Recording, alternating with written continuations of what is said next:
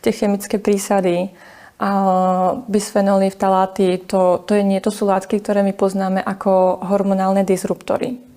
Hormonálne disruptory v preklade v bežnom jazyku znamená látky, ktoré v podstate imitujú, napodobujú naše vlastné hormóny, ale oni nimi nie sú. Takže dostanú sa do nášho tela, budú cestovať povedzme po tých dráhach ako naše hormóny, budú ich imitovať, ale nebudú mať ten efekt, takže budú narúšať náš endokrinný systém, náš hormonálny systém.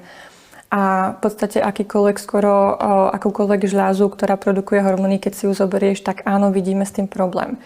Vidíme s tým problém na štítnej žľaze, ochorenia štítnej žľazy, vidíme s tým veľmi veľký problém s reprodukčným systémom. A reprodukčný systém, to je taká veľká oblasť zase. Keď sa tak celkovo pozrieš zase, keď trošku odstúpiš dozadu pár krokov a pozrieš sa teraz na tú celkovú oblasť mikronanoplasty a ich vplyv na zdravie.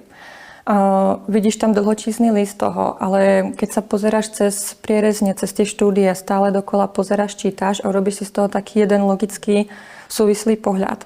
Tak to, čo tam ja vidím, to, čo mne tam vystupuje najviac z tohto celého, tak sú dve veci. Prvá vec je hormonálny systém a prevažne reprodukčný systém. U tých detí zase ja tam dávam ešte ďalší vykričník k tomu, pretože oni sú exponované oveľa viac tomu a oveľa skôršie